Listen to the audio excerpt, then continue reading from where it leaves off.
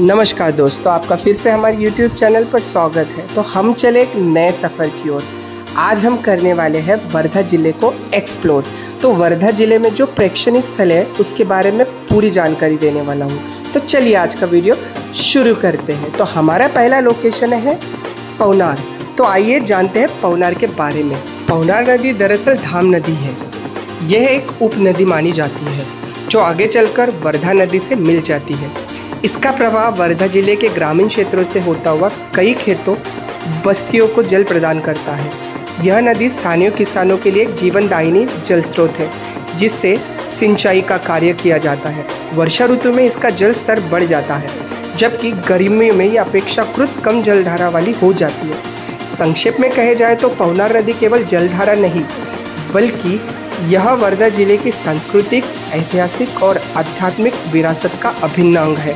यह नदी एक और खेत और ग्रामीण जीवन को संबल देती है, वहीं दूसरे ओर समाज सुधार, आत्मिक उन्नति का प्रतीक भी बन चुकी है।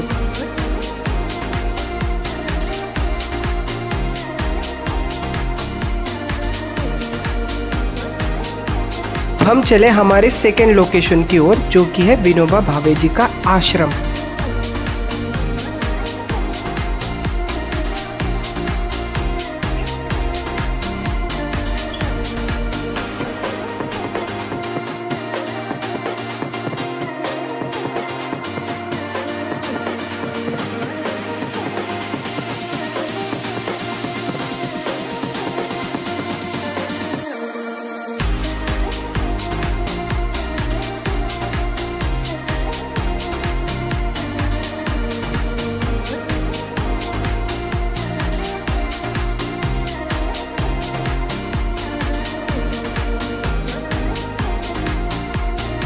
के बाद हम निकले हमारे दूसरे लोकेशन की ओर विनोबा भावे जी के आश्रम में।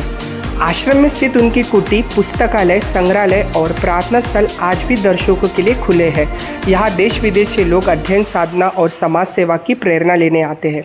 यह स्थान न केवल एक ऐतिहासिक धरोहर है बल्कि आज भी गांधीवादी विचारों के प्रचार प्रसार का केंद्र बना हुआ है। विनोबा भावे जी का आश्रम जो बिल्कुल पवनार नदी के किनारे में बसा हुआ है, इसका निर्माण वर्ष 1938 में हुआ था जब विनोबा भावे ने यहाँ आकर स्थायी रूप से निवास करना शुरू किया। महात्मा गांधी के आदेशों पर चलने वाले विनोबा भावे ने इस आश्रम को एक प्रयोगशाला की तरह विकसित किया जहाँ ग्राम स्वराज्य, स्वावलंबन और सादगी को जीवन में उतारने का प्रयास किया गया। यहीं से 1951 में विनोबा जी ने भूदान आंदोलन की शुरुआत की थी जिसमें उन्होंने लोगों से स्वेच्छा अपनी ज़मीन गरीबों को दान करने को आह्वान किया। इस आंदोलन के कारण लाखों एकड़ भूमि गरीबों में बांटी गई। आश्रम में आज भी भूदान आंदोलन संबंधित दस्तावेज, चित्रों के संग्रह मौजूद हैं। पवनार आश्रम केवल सामाजिक आंदोलन का केंद्र नहीं रहा बल्कि यह गहन साधना और आत्मिक अनुशासन का स्थल भी था। यहाँ नियमित रूप से गीता प्रवचन, ज्ञान, प्रार्थना की जाती थी। विनोबा भावे अपने जीवन के अंतिम समय तक यही रहे। उन्होंने इस आत्मिक चेतना का केंद्र बनाया। आचार्य विनोबा भावे आश्रम आज भी उनके विचार, उनके संघर्ष और उनके सेवा मार्ग की जीवंत मिसाल है। यह आश्रम भारत की उस विरासत को संभाल कर रखा है जो सादगी, त्याग और सत्य के मार्ग पर चलने की प्रेरणा दी।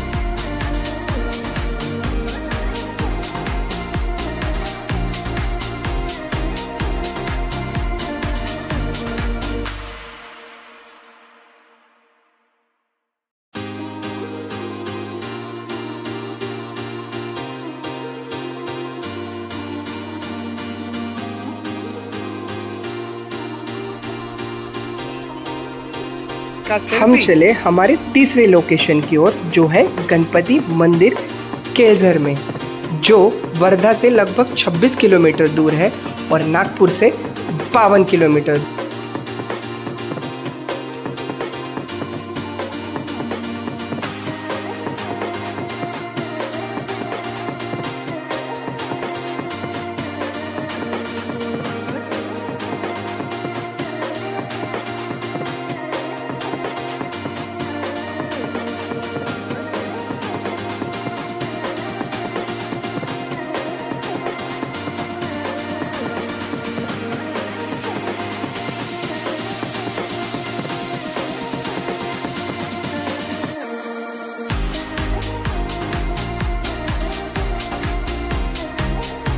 गणेश का यह रूप अत्यंत सामर्थ्यशाली व बर्दाश्तकारी माना जाता है, इसलिए इस वरद विनायक कहा जाता है और यहाँ आने वाले श्रद्धालुओं की इच्छा पूर्ण होती है।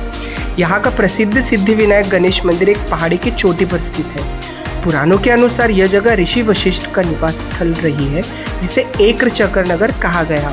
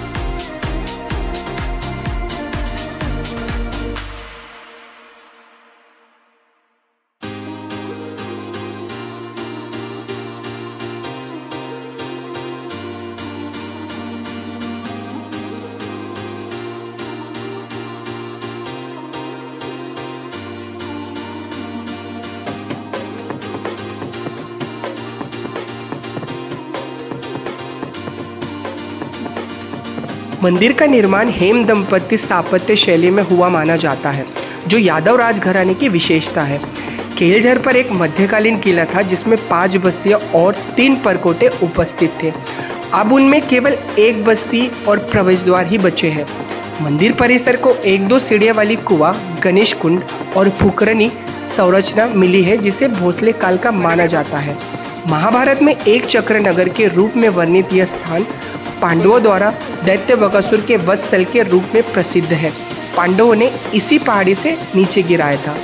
यहाँ पास बुद्ध विहार, गणेश कुंड, प्राचीन विष्णु जैन मंदिर, महालक्ष्मी प्रतिमाएं भी स्थल अद्वितीय बनाती हैं। मंदिर के समीप वकाटक काल से जुड़े किले खंडहर है, जिनमें 5 बुरुज थे और बीच में एक कुशावर्ती विहीर गणेश कुंड भी मौजूद है। 1993 में मंदिर के नवीनकरण हुआ और 1994 में खुदाई दौरान एक शिवलिंग, साथ ही 8वीं शताब्दी का चंद्रप्रभु स्वामी जैन आदि मूर्ति भी प्राप्त हुई है। महालक्ष्मी व ज्योतिर्लिंग की प्रतिमाएं भी बहुत प्राचीन मानी जाती है। पहाड़ियों व जंगल से घिरी धरोहर के बीच स्थित यह मंदिर नैसर्गिक सुंदरता व ऐतिहासिक का मिलन है। तो कैसा रहा आज का ये हमारा सफ़र? आज का ये सफ़र यही ख़त्म होता है। नए वीडियो के साथ हम आपको अगली वीडियो में ज़रूर मिलेंगे। तब तक के लिए और हमारे नए वीडियो देखने के लिए हमारे साथ बने रहिए। हमारा वीडियो देखने के लिए आपका धन्यवाद।